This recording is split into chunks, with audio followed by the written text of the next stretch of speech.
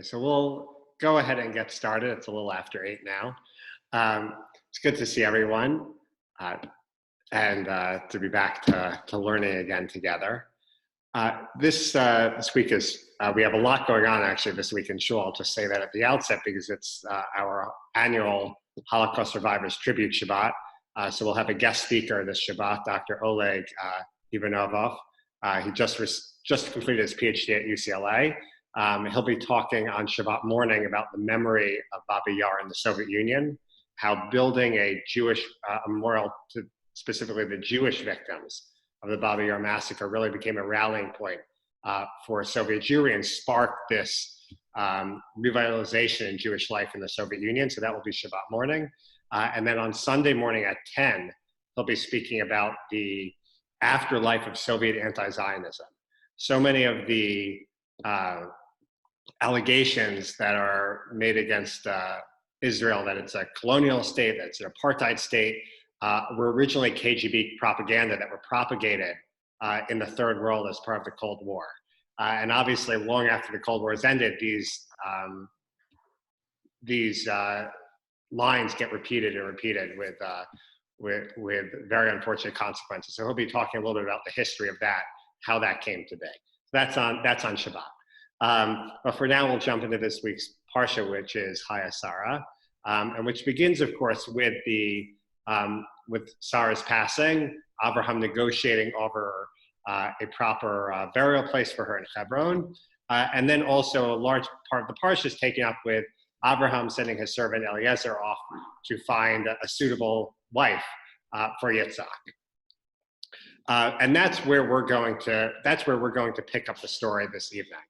So the Torah tells us that Avram sends Eliezer back to Haran. We talked a little bit about 2 weeks ago about what Haran is or isn't in terms of Abraham's birthplace, but he sends him back to Haran because that's where Abraham has family, and he wants Eliezer to find a wife for Yitzhak. But Abraham at least doesn't tell Eliezer how he is to know exactly who will be a suitable partner for Yitzhak. And Eliezer comes up with this sort of way of testing, of determining if a woman is a suitable spouse for Yitzhak or not. Rivka meets the test, and after some negotiation with Rivka's family, she journeys back to the land of Israel with him. And the Torah tells us that they don't even make it all the way back to Abraham's camp before they encounter Yitzhak. So that Yitzhak, it says, V'Yitzhak ba mivo, that Yitzhak was coming from Be'er Lahai Roi, and he was settled in the region of the Negev. And this, literally, you would almost translate as Yitzhak was coming from his comings from this area of Be'er Lahai Roi, and he was settled in the region of the Negev, which raises a number of questions for the Mefarshim, which I think, as oftentimes some of these questions do, might seem sort of trivial at first, but actually shed a great deal of light and add to our understanding of who Yitzhak was. So where have we seen this name, Be'er Lahai Roi, before? It appeared earlier. We encountered it a few weeks ago in the Parsha, and it came in reference to a specific person. And I don't know if anyone knows who this is, but we'll look at the psukim. So the Torah tells us that, and she called the Lord who spoke to her, "You are El Roi," literally the God that sees, by which she meant, "Have I not gone on seeing after he saw me?" Therefore, the well there was called Be'er Lahai Roi. That's a footnote that's not supposed to be there. And it is located between Kadesh and Bered. And these psukim are referring to Hagar. That after Hagar, at one point, Sarah is sort of mistreating, it sounds like, Hagar in some way. And Hagar runs away from Abraham and Sarah's camp. and she runs away, and an angel encounters her at this well and asks her, "Why have you fled?"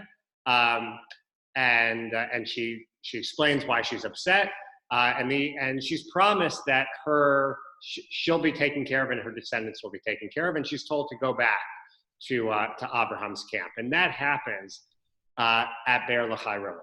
So this is a place that's associated with Hagar, of all people. It also has this sort of a side note here, but it's interesting in these psukim. It seems like so often everyone else, and certainly the Avot and even Moshe, is always asking God, who is it, to describe himself. Hagar might be certainly the first person, I think, that we encounter who names God, right? God is the one that sees, which is also an interesting piece to the name of this well here. It was the place where she was seen by God. So what was Yitzhak doing there, though, doing in this area? And where even was he living? He was living in the Negev. That doesn't quite make sense. This well seems to be in the Negev. It seems like it's somewhere near Beersheba. So let's take a look at what some of the Mefarshim, what a number of the Mefarshim have to say. The Mefarshim in their answers can be divided up into a couple different categories. So we'll begin with what I think is the most mundane answer that the Mefarshim give. So some of the Mefarshim explain simply that Yitzhak was in that region just because he was traveling on business.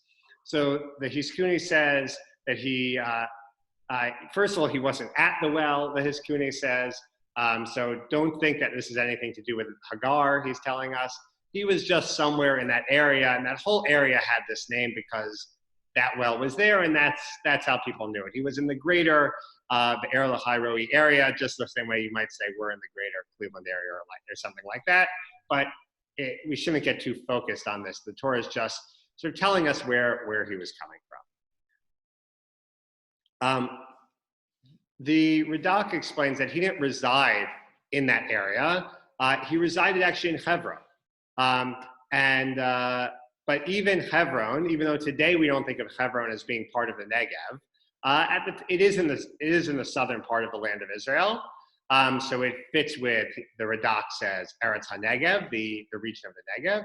And Yitzhak either had some herds there or some other business, which required him to travel to this place, Be'er Lahai Roi, from time to time. And on that day, Eliezer was about to return to Hebron. He too was on the way there. They happened to be passing, sort of traveling down the same road. And the meaning of this word, mivo, is a place from which one travels from time to time. So upon leaving this well on the way to Hebron, he would spend a night in one of the inns on the way there to Hebron. So basically, Yitzhak is away on business. He lives with his father, which isn't also clear to us, because where we pick up this story, where we picked up Yitzhak is, so the last time we saw Yitzhak was at the Akedah. When Abraham, we're told, goes back home. We're not really sure what happens to Yitzhak, actually, and the Midrashim and the Mefarshim disagree.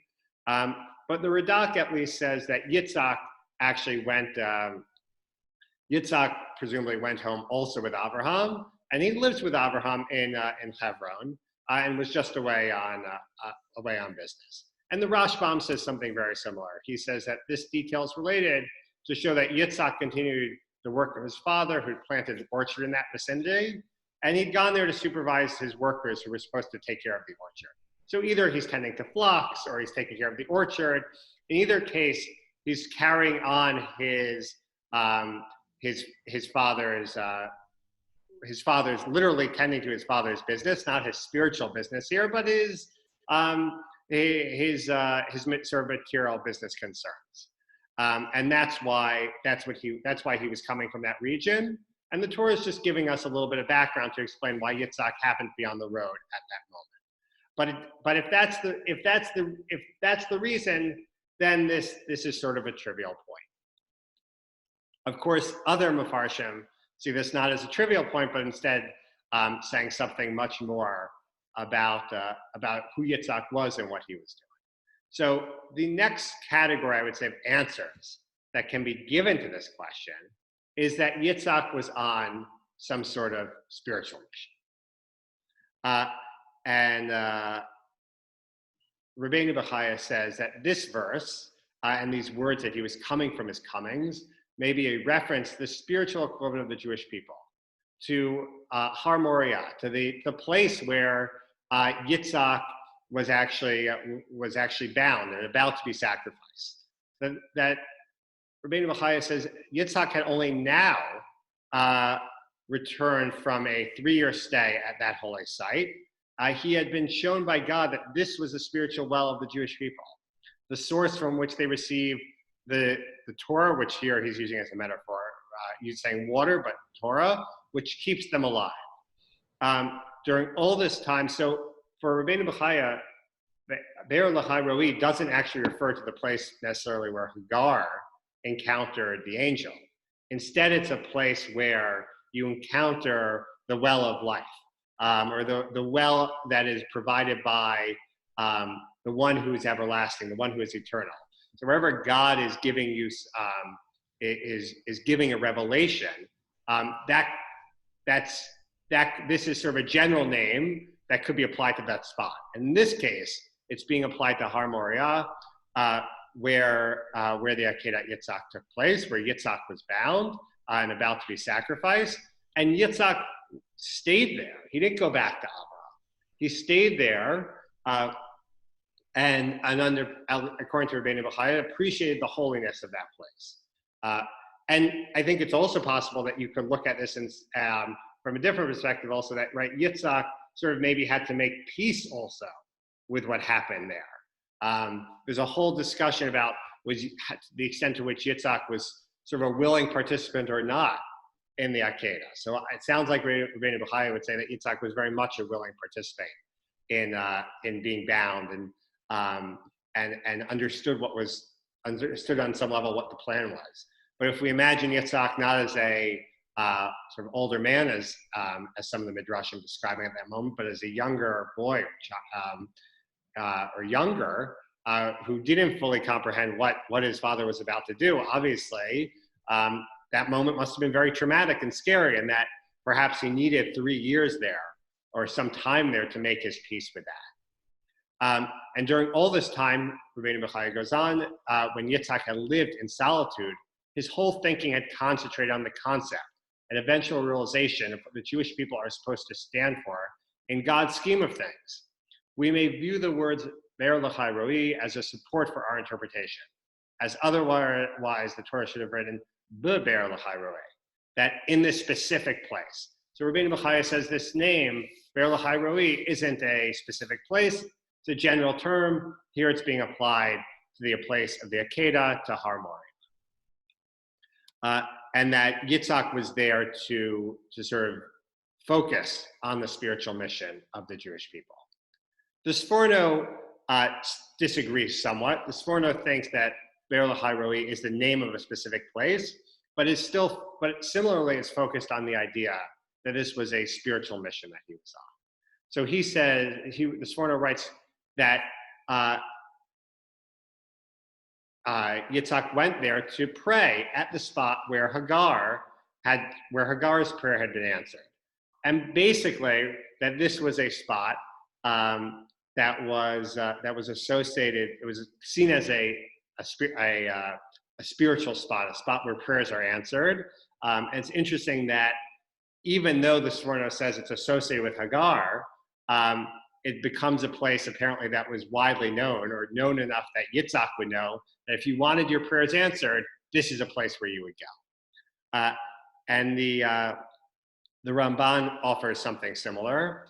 The Ramban writes, it is possible that since the word mibo is an infinitive, it indicates that Yitzhak constantly went to that place, since it was a well-known place of prayer for him, because of the revelation of the angel there to Hagar.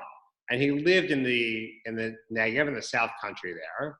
And he writes, and Onkelos translates it, he came from his coming, thus indicating that he was in the habit of going somewhere, that whenever Yitzhak needed something, he would return to this place. And it's sort of interesting to consider, right, that Hagar and Yitzhak presumably did not have a particularly close relationship, certainly when Yitzhak was growing up. Right? We hear that that Yitzhak and Yishmael's relationship was very fraught.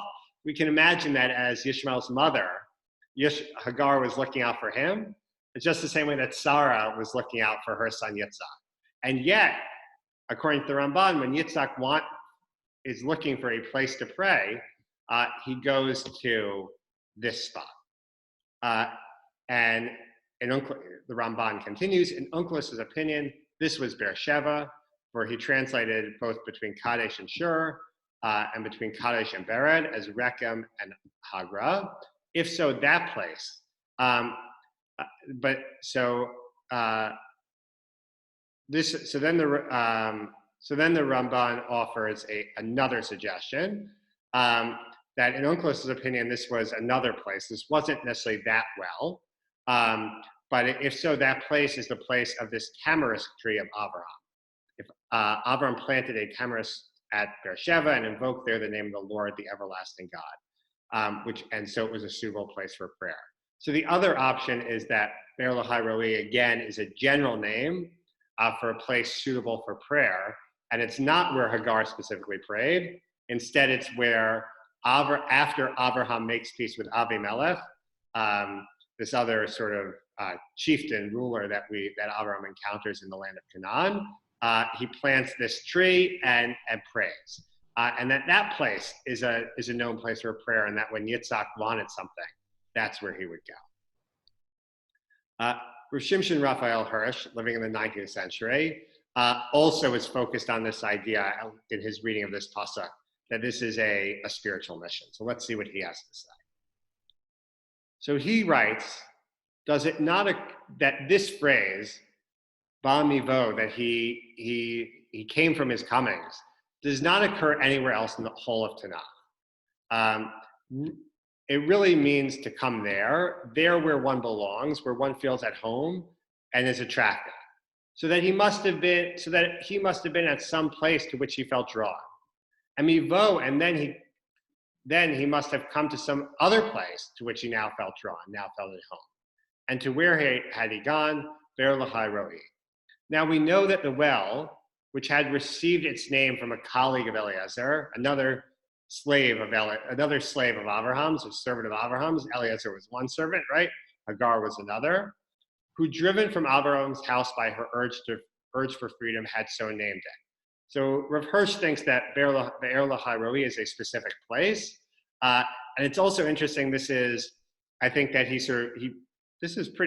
offers a praise almost for Hagar, that Hagar had fled Abraham's house by her urge for freedom, and she named it.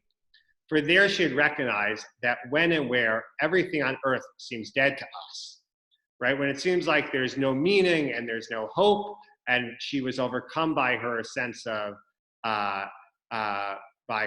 despair, a living one still sees us. That's why a living God still sees us and cares about us, and that's why she gave it that name. And it was there that concerning the elder brother of Yitzhak, the providence and management of God had been revealed to a servant of Abraham. Is it then not extremely likely that while Eliezer, also a servant in the house of Abraham, had gone away in the hope of God's watching and guiding providence, to undertake a step which more than anything else would be a faithful decision for the whole of Isaac's future? Accordingly, although in quite different circumstances, still parallel to the position of Hagar and Ishmael, that Yitzhak, one who was most concerned in this matter, should feel drawn to the place that could strengthen his confidence that God would act for him, would make his proximity apparent to Eliezer, just as he had done to Hagar for his elder brother. But thereupon he again longed to go back home, to the place where his family was to blossom, for the well lay at the edge of the desert. It seems that Yitzhak was already living on his own, and indeed in the Negev, whereas Abraham had already lived for many years amongst the other nations. He found it good for Yitzhak, who was again at the beginning of his life, to do as he had done at first and live quietly in isolation. So there's a lot to unpack in this Rav Hirsch. because Rav Hirsch is telling us a couple of interesting things, starting from the bottom here. That Rav Hirsch says Yitzhak wasn't living with his father Avraham because Avraham understood that there was something important and formative and educational about being alone. And that when we talked about Avraham, we saw that one of Avraham's unique qualities was his willingness to part from other people. And according to Rav Hirsch, he wanted Yitzhak to have that same experience. He wanted Yitzhak to have that sense of being away, not just different from people around him, but also being separated from his family. That there was some element of growth that happens when that occurs, and Yitzhak needed to go through it. And also Rav Hirsch draws this interesting parallel, that when Hagar is worried about what will happen to Yishmael, she goes to Be'er Lahai Roi, and that's where she encounters God.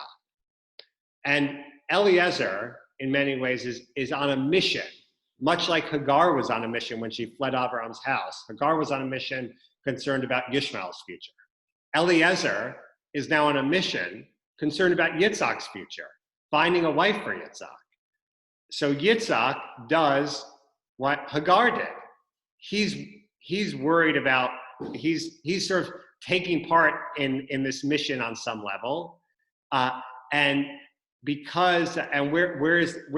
does he go?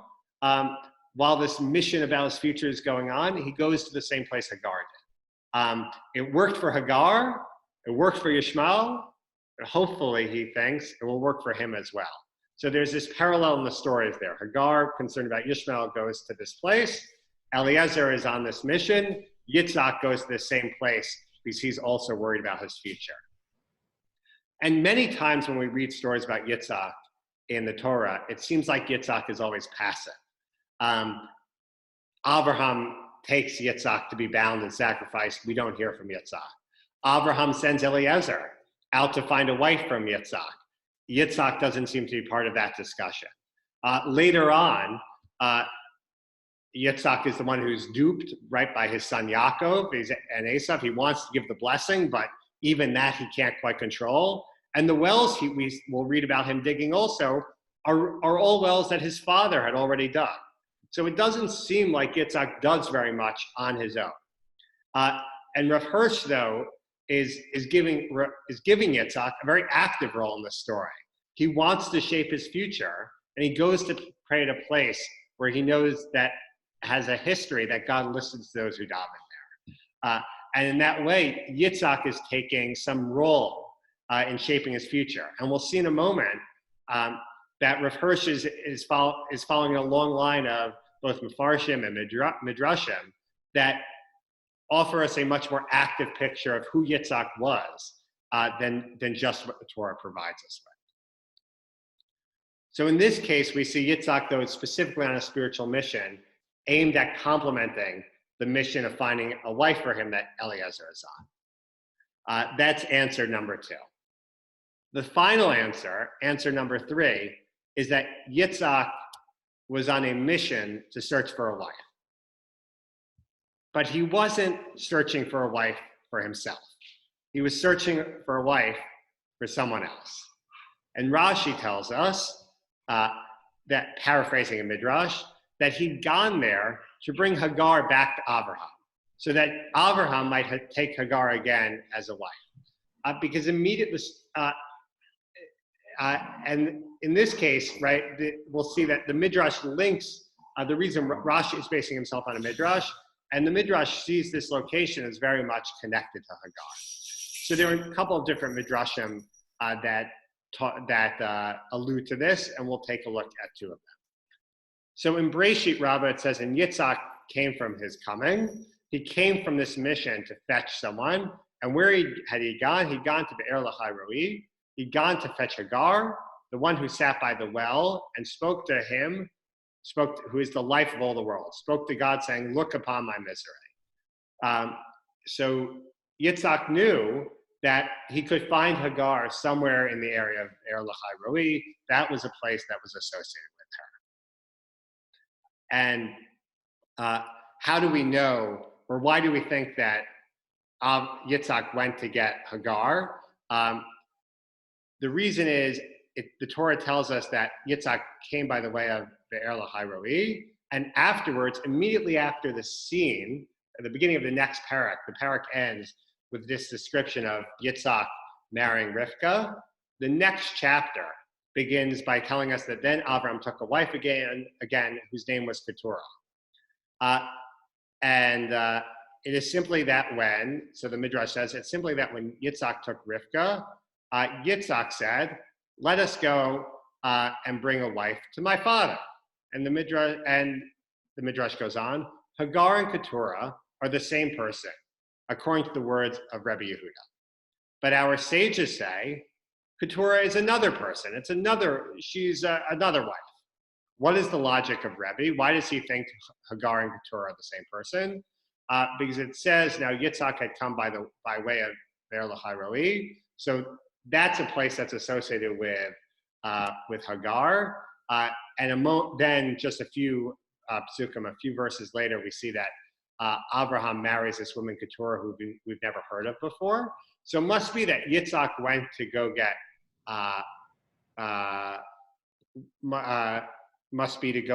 Hagar, and that's who Abraham then marries. Which raises a question: why does her name change? And the Midrashim have an answer for that. They deal with that as well. That Rashi quotes a Midrash that says Keturah is a term of praise for her because she didn't marry anyone else after she'd left and cast out of Abraham's camp, or it's praise for her because she didn't engage, she abandoned idolatry completely after being cast out of Abraham's camp. So that's how the Midrashim explain how Hagar and Keturah could be the same person, even though Keturah is obviously a different name. And then there are opinions in Chazal and the Mefarshim that reject this idea and suggest that Keturah is someone new. But it's interesting to think about the fact that maybe Avram went and married now this woman who he had known and had a relationship with so many years before. And why would Yitzhak, though, have even thought this was a good idea? Abraham doesn't seem to tell him to go get Hagar. Why is Yitzhak getting involved in this way then, though, and bringing Hagar back from being totally off the stage? What makes him think this is a good idea? There's a fascinating midrash in Pirkei de Rebbe Eliezer that explains a little bit, so offers us a description of what may have happened after Abraham drove Hagar and Ishmael away from his camp. So the midrash in Pirkei de Rebbe Eliezer says that after 3 years, Abraham went to see Ishmael. Abraham had driven Ishmael and Hagar away from the camp, but Ishmael was his son, and he couldn't stand not knowing what was going on without him. But he swore to Sarah that he wouldn't get down from the camel when he got to the place where Ishmael dwelled. So he and Sarah made an agreement. Sarah said, okay, you can go check on Ishmael, but you're not allowed to get out of your car, basically. You're not allowed to get down from your camel. You have to keep some sort of distance. And he arrived there, the Midrash says, at midday, and found there the wife of Ishmael. And he said to her, where is Ishmael? She said to him, he's gone with his mother Hagar to get fruits and dates from the wilderness. He said to her, give me some bread and a little water, for my soul is weary from the journey in the desert. She said to him, I have neither bread nor water. Now, the Midrash seems to also, right here, be creating a parallel story. The story of how Eliezer found a wife for Rivka. Because what is Eliezer's test for whether or not a spouse is suitable for Yitzhak? If the woman offers water not just to him, but also to the camels. And in this case, Ishmael's wife, right, the wife of Abraham's other son, doesn't even offer Abraham any food or water. It says we don't have any, much less offer anything to the camels. Abraham said to her, the Midrash continues, when Ishmael comes home, tell him this story, that I came, that I asked for food, presumably, and that you didn't give manna, and say to him that I, Abraham, said, change the threshold of your house because it's not good for you. The Midrash explains that when Ishmael came, his wife told him the story, and the Midrash says a son of a wise man is like half of a wise man. So Ishmael was like half of a wise person. And Ishmael understood what had occurred, what Abraham meant, and sent her away. And his mother then took for him a wife from her father's household, a second wife, and her name was Fatima. Again, after 3 years, Abraham again is wondering what's going on with Ishmael, and he swears again to Sarah, he's not going to get down from his camel. I'm going to go and check on him, but I'm going to keep my distance. It's going to be short. I'm not even going to get off my camel. And he arrives at the place where Ishmael lives at midday, and he found Ishmael's wife. And he said to her, where is Ishmael? And she said to him, he's gone with his mother to graze the camels in the wilderness. He said to her, give me a little bread and a little water, for my soul is weary from the journey in the desert. She took them out and gave them to him. Abraham arose and prayed before the Holy One, blessed be he, for his son and the house of Ishmael was filled with all good things, with money and blessings. And when Ishmael returned, she told him the story, and Ishmael understood that until this moment, Abraham's mercy extended to him. As it says in Tehillim, as a father has mercy upon his children. Right? So that Ishmael understood that his father still cared about him, was watching over him, was praying for him, was concerned about him. And so that it seems, presumably, that if the Midrash is accurate, and Abraham was journeying to see Ishmael from time to time, this is something that Yitzhak knew about, and that Yitzhak probably was aware that Abraham was sort of checking in from time to time on Ishmael and Hagar, was concerned about their well-being, concerned about what they were doing, and that he hadn't driven them off and forgotten about them, but he still had a connection to them, and that may have been why Yitzhak decided, seemingly on his own, after his mother passes away, after Sarah passes away, to go and get Hagar and to reconnect her with his father Abraham. And this though is really striking to imagine, and Rav Hirsch points this out, that Abraham married again, Rav Hirsch writes, is not so surprising when we remember that he lived 35 years longer after Sarah's death, more than the average length of life nowadays. More than the average length of married life nowadays. Rav Hirsch is living in the mid-19th century. Apart from that, our sages teach that man is not whole without a wife. The task of a human being is at all times too great to be able to be fully accomplished by one person alone. According to Rebbe Yehuda, Keturah is only another name for Hagar, the same wife whom Sarah had led to him. Thereby, one cannot overlook how pure and human our sages regard a relationship, which later on is regarded as sad and depressing. Yitzhak, they say, went to the well in the desert to bring Hagar to Avraham, to be what we would call his stepmother. And still he had loved his mother so much. And when he went there, he was still inconsolable for the loss of his mother.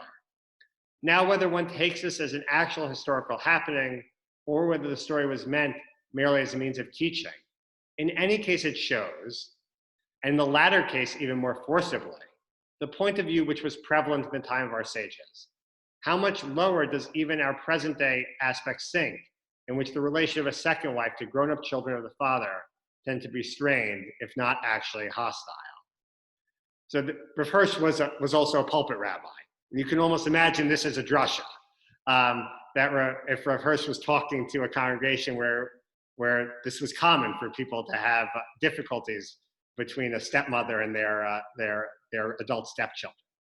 Accordingly to Rebbe Yehuda, that when it says the Yosef Vayikach, and it means he took again, following the same divine command which had previously ordered him to obey Sarah, who demanded that Hagar be sent away. Hagar had lived since then as Keturah, closed up and lonely, without any connection with anyone else. Otherwise, probably Abraham would not have been allowed to take her back. So Keturah refers to as is a name of praise for for Hagar, and that, excuse me.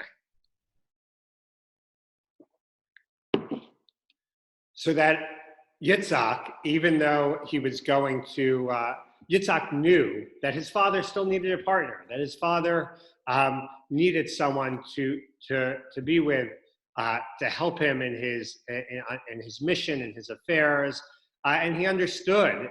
It seems like that Abraham hadn't forgotten about Hagar, and that Yitzhak recognized that she would be a suitable partner for Abraham in his later years. And that, according to these midrashim, is the mission that Yitzhak was on. Yitzhak encounters his wife on the road. He encounters Rivka on the road as he's bringing a wife back to his father Abraham. And in this way of understanding the story, I think we can see another parallel or theme also that runs through Sefer Breshit. I mentioned before, we often see Yitzhak as being a passive character who doesn't do much. Abraham leaves his family and has these journeys and builds new wells and launches the mission. Yaakov also is traveling all over the place, back and forth between in and out of the land of Israel, and has this moment of reconciliation. Yosef, who's not one of the Avot, but also does a lot. One of the things that occurs, though, in Yaakov's life and Yosef's life is there's this moment of reconciliation. That it's not just about families breaking apart, but also families coming back together. Yaakov and Esav split, but Yaakov journeys back and reconnects with Esav. Yosef splits from his brothers sell him into slavery. His brothers journey down and eventually find him in Egypt. But the family doesn't fully come back together until Yaakov, Yosef's father, also comes to Egypt. And when Yaakov is finally coming to Egypt, Yosef doesn't stay still. Yosef journeys to go get or connect with his father. There's an aspect here where both Yaakov and Yosef don't wait for people to come to them. They don't wait for the family just to be put back together. They go out and they do it. They go out and they reconnect with others. This understanding of Yitzhak offers us the same image, that Yitzhak here is actually putting a side of the family back together that had been lost. Yitzhak goes out, finds Hagar, and brings her back in. And that way also is reconnecting and reunifying, reconciling a side of the family that had been broken. So now we have this theme that doesn't just run through Yaakov and Yosef, but starts even a generation earlier with Yitzhak. Yitzhak seeing something that was broken apart, Hagar and Ishmael are driven off, and Yitzhak is the one here who goes back and reconnects them. So the constant story of Breshit from Yitzhak, Yaakov and Yosef is always this split, but then also a reconciliation. And this is Yitzhak's moment of reconciliation. And it's at that moment when he unifies, when he brings this family back together in this way, that then he's ready to start his own family and begin his life with Rivka.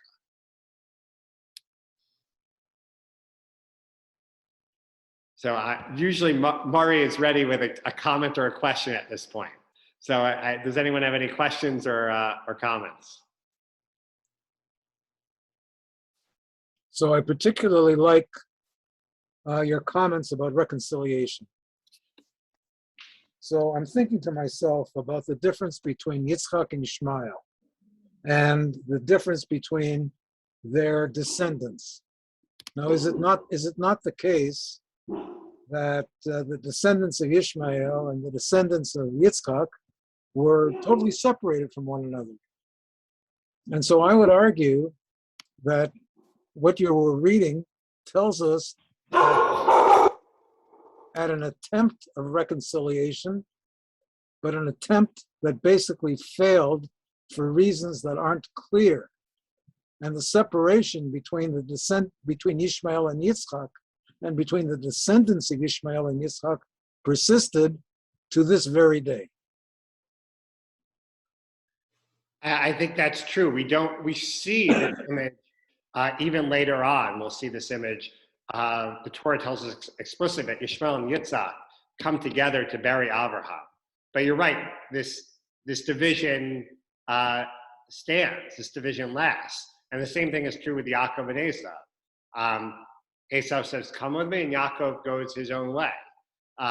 And the only reconciliation that is final is the one with Yosef and his brothers, and even that we see later in Tanakh is only sort of final, because the tribes unfortunately are constantly splitting and fighting as well. So you're right. We're not told explicitly here why this reconciliation isn't complete, but it's only for a moment, and then there's this permanent rupture. So the way it sort of looks, it's hard for me to tell, but the way it sort of looks is that maybe, just maybe, Yitzchak himself was attempting to effect a reconciliation, but for reasons that aren't apparent, despite the efforts of Yitzchak, the reconciliation did not quite happen or did not occur. And so maybe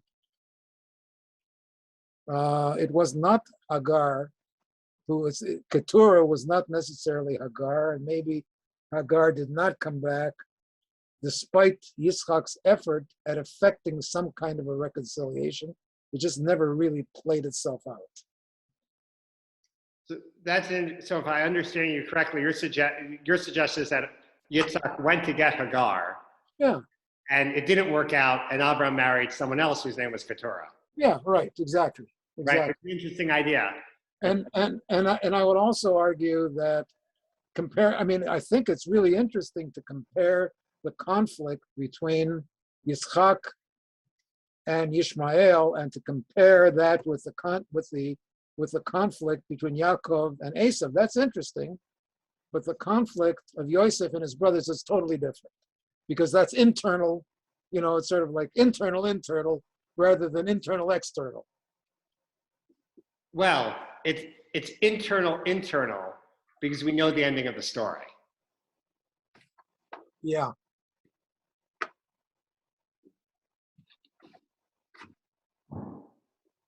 Any other comments or questions before we wrap up?